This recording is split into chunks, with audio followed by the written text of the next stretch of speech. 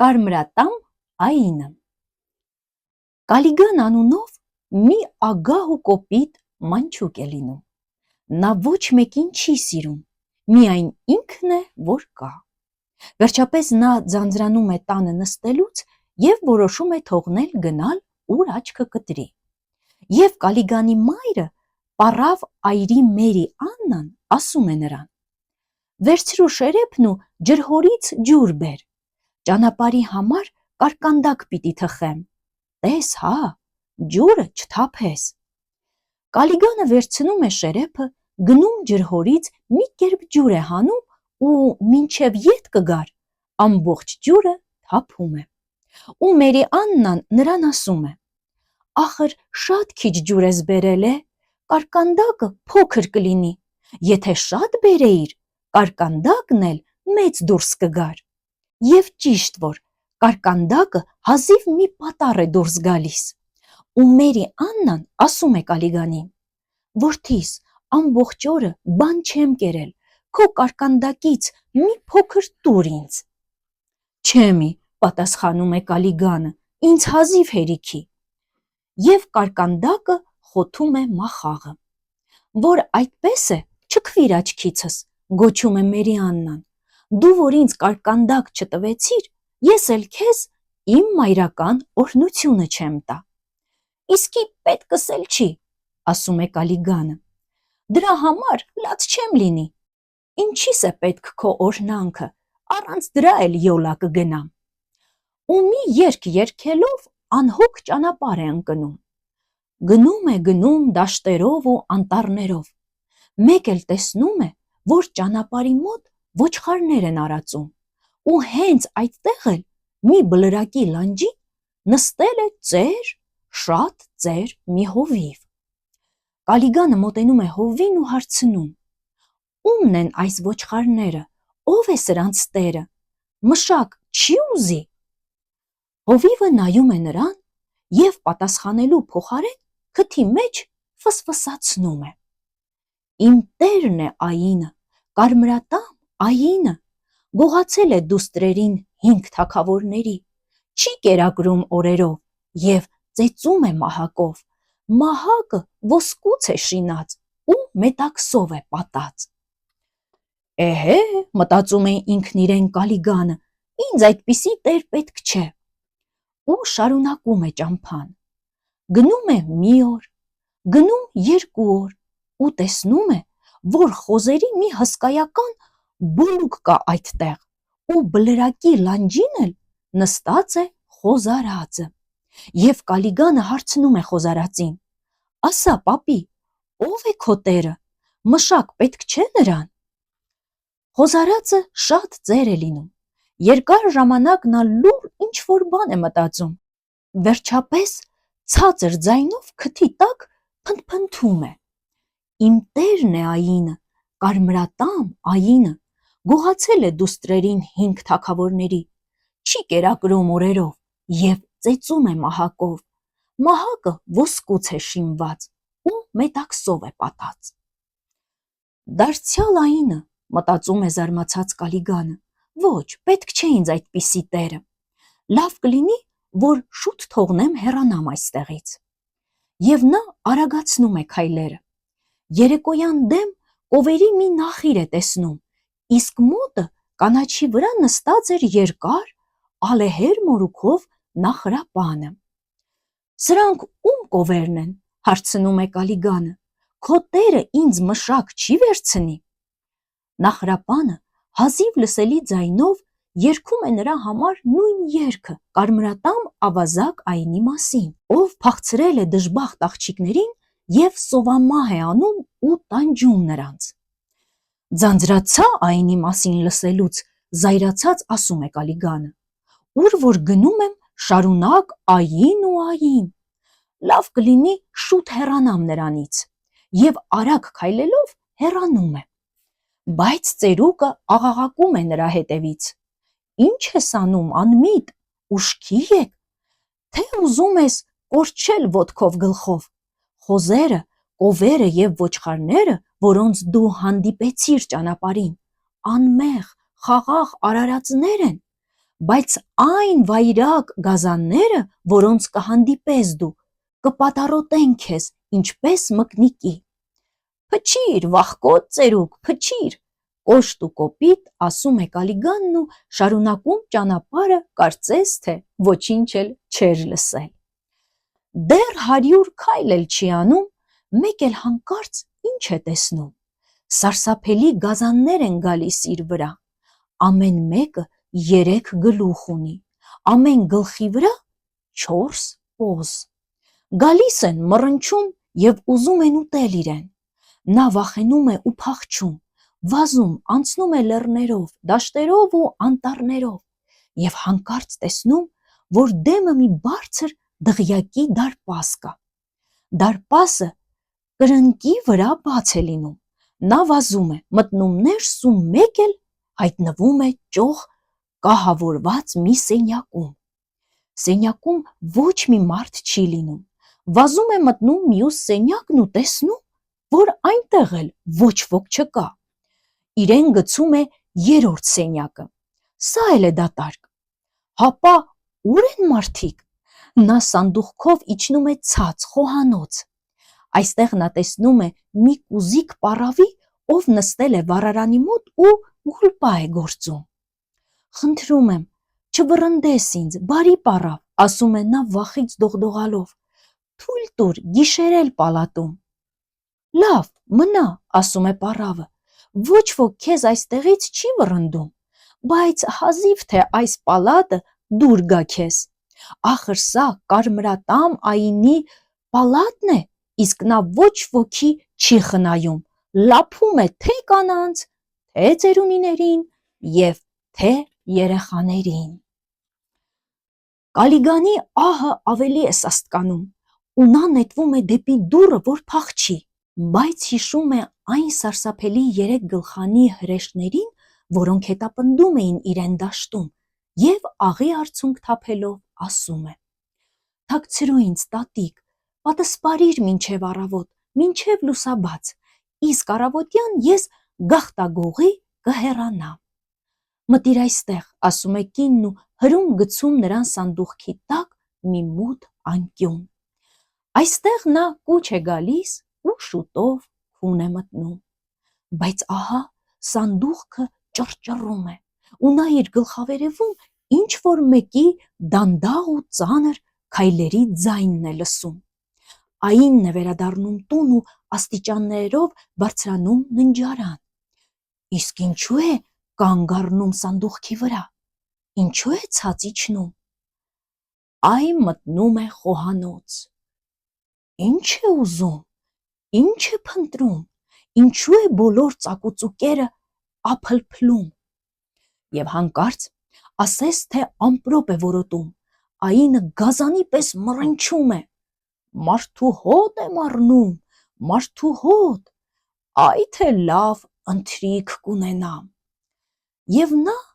ահագին թաթը մտցնում է սանդուղքի տակ ու այնտեղից դուրս քաշում Կալիգանին։ Նայում է Կալիգանը նրան ու լեզուն կապ է ընկնում։ Տան չափ վիթխարի այինը բերանը բացել ու ատամներն է ժնգժնգացնում, իսկ այինի ատամները կարմիր են, ինչպես մարդու արյունը։ Եվ աղաչանք է անում Կալիգանը, որ այինը խնայի իրեն։ Այինը քրքջում է ու ասում. «Լավ, կխնայեմ քո կյանքը, թե որ կարողանաս մի հանելուկ լուծել, իսկ եթե ոչ, չնեղանաս ինձանից»։ Եվ նա նորից է ժնգժնգացնում ատամները։ Ինչ հանելուկ, թոթվում է Կալիգանը։ Ասեմ տես, թե ինչ հանելուկ է։ Ինչն է ոսկուց ավելի թանկ և արևից ավելի գեղեցիկ։ Կալիգանը վայրկենաբար պատասխանում է. «Քաղցր մեղրաբլիթը ամենալավ բանն է աշխարհում»։ Մարդակերը հռհռում է ու բացականչում. «Դե քեզ նման հիմարի ինչ խելքի բանն է դա»։ Եվ այինը կախարդական գավազանով խփում է Կալիգանին ու անմիջապես քար դարձնում։ Կալիգանը մի եղբայր է ունենում, Հարալդ անունով։ Նա էլ կոպիտ ու ագահ է լինում։ Երբ նա ցանկանում է ճամփորդել, մայրը նրա համար էլ մի փոքրիկ կարկանդակ է թխում, տալիս է նրան կարկանդակն ու ասում. «Մի պատառ, կտրիր ինձ տուր, երեկվանից ոչինչ չեմ կերել»։ Տղան պատասխանում է. «Իսկի մի փշուր էլ չեմ տա» և գնում է տնից, առանց նույնիսկ մոր կողմը նայելու։ Շուտով նա էլ է գերի ընկնում կարմրատամ Այինին։ Այինը նրան էլ է առաջարկում հանելուկը։ Ինչն է ոսկուց ավելի թանկ և արևից ավելի գեղեցիկ։ Հարալդը ևս պատասխանում է մեղրաբլիթը։ Եվ կարմրատամ Այինը ծիծաղում է նրա վրա ու քար դարձնում նրան։ Խեղճ այրի Մերի Աննան մի տղա էլ է ունենում, ամենակրտսերին։ Նրա անունը Վալենթայն է լինում։ Մի անգամ նա մորն ասում է. «Շատ ուշացան եղբայրներս, չլինի դժբախտություն է պատահել նրանց, թույլ տուր, գնամ գտնեմ, գուցե իմ օգնության կարիքն ունեն»։ Եվ ասում է նրան Մերի Աննան. «Մնա ինձ հետ, որդյակին, չէ որ դու իմ ամենակրտսերն ես»։ «Ոչ, մայրիկ, օրհնիր ինձ ու ճանապարհ դիր, սիրտս վկայում է, որ նրանց ինչ-որ վատ բան է պատահել»։ Եվ ասում է նրան Մերի Աննան. «Դե ինչ արած, գնա, միայն թե նախ վերցրու այս շերեփն ու ջրհորից ջուր բեր, բայց տես, հա, չթափես»։ Եվ տղան մի լիքը շերեփ ջուր է բերում զգուշությամբ, որ չթափթփի։ Մայրը նրա համար կարկանդակ է թխում ու ասում. «Մի փոքր կտոր տուր ինձ քո կարկանդակից, ամբողջ օրը բան չեմ կերել»։ «Վերցրու, վերցրու, մայրիկ ջան, թեկուզ ամբողջ կարկանդակը, հարազատս»։ Եվ գրկում է նրան այրի Մերի Աննան ու օրհնում, բարի ճանապարհ մաղթում։ Ու գնում է Վալենթայնը նույն ճանապարհով, որով գնացել էին եղբայրները։ Գնում, մեկ էլ զգում է, որ սոված է։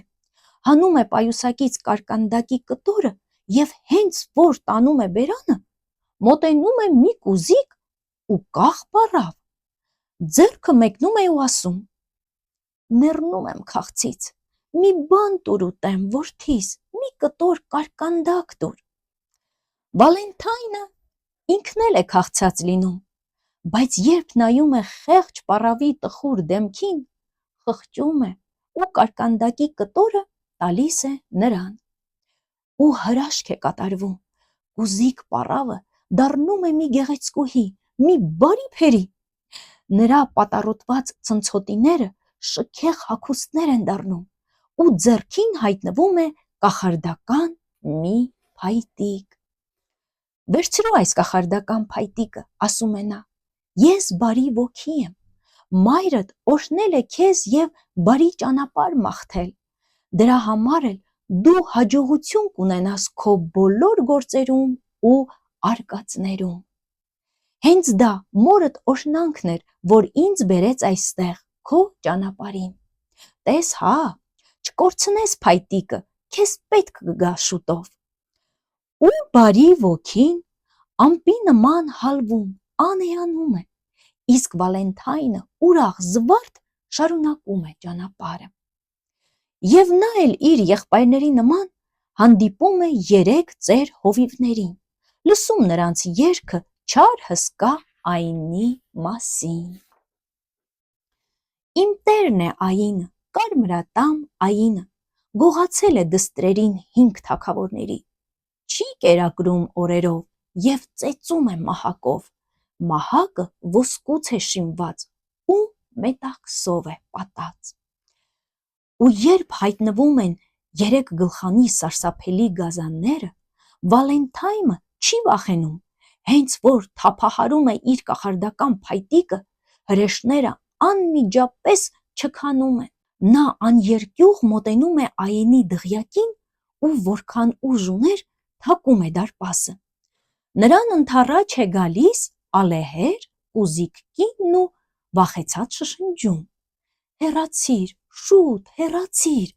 այստեղ արդեն ինչ-որ մարդիկ եկել են եւ դժբախտություն է պատահել նրանց։ Այնը անողոք ու չար է։ Քաջ Վալենթայնը ասում է. «Ներս թող ինձ, ես ոչ ոքից չեմ վախենում։ Հիմա ես ցույց կտամ քո այնին, թող մի ձեռքս ընկնի, կենթանի չի պրծնի»։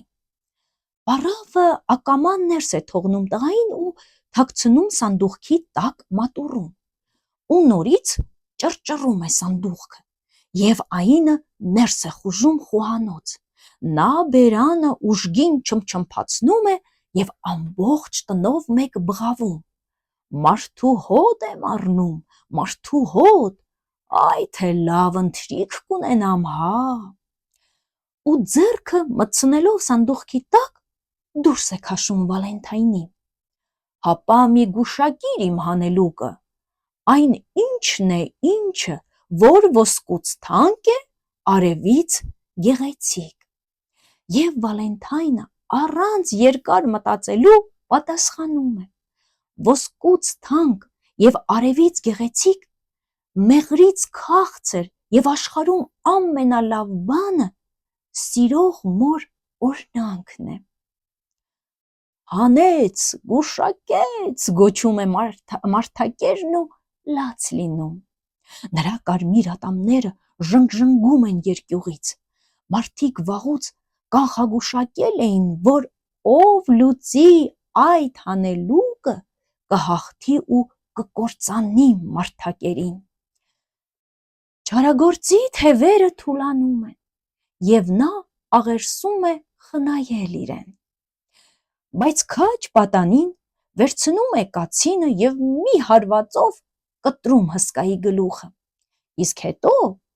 պառավից վերցնում է բանալիներն ու բացում դղյակի նկուղը եւ ազատում է այն խեղճ աղջիկներին, որոնց տանջում ու չարչարում էր հսկան։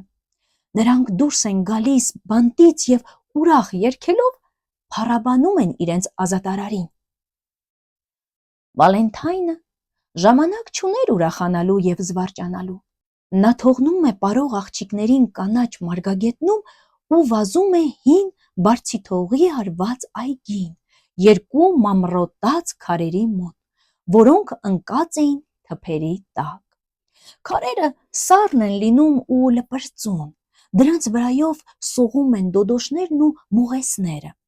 Ոչ մի րոպե չհապաղելով Վալենթայնը թափահարում է իր կախարդական փայտիկը եւ քարերը կենդանանում են, շարժվում, ցատկոտում ու դառնում են Վալենթայնի եղբայրները։ Եղբայրներն ընկնում են Վալենթայնի վզով ու սրտանց շնորհակալ լինում, որ նա իրենց ազատել է չար կախարդանքից։ «Մենք էլ երբեք մեր մորը ամենափոքր վիշտն անգամ չենք պատճառի։ Մենք տեսնում ենք, թե ինչքան մեծ ուժ է թաքնված մայրական սիրո մեջ»։ Բոլորն էլ երջանկանում են։ Պատանիներն ու աղջիկները ձեռք ձեռքի տված ու ծիծաղելով տուն են վերադառնում դաշտերով ու անտառներով։ Իսկ որքան են ուրախանում նրանց բարեկամներն ու հարազատները, երբ տեսնում են, որ նրանք ողջ ու առողջ, ազատ եւ ուրախ են։ Եվ բոլորը գովաբանում են կտրիճ Վալենթայնին։ Պառավ Մերի Աննան մինչև իր կյանքի վերջը հպարտանում է նրա քաջագործություններով ու շարունակ պնդում, թե վախկոտ են լինում միայն չար մարդիկ, իսկ նրանք, ովքեր բարի են, մեծահոգի եւ առատաձեռն, բոլորն էլ քաջ են լինում։ Այսքանը, կհանդիպենք հաջորդ անգամ, իսկ դուք մի մոռացեք բաժանորդագրվել մեր ալիքին, կհանդիպենք։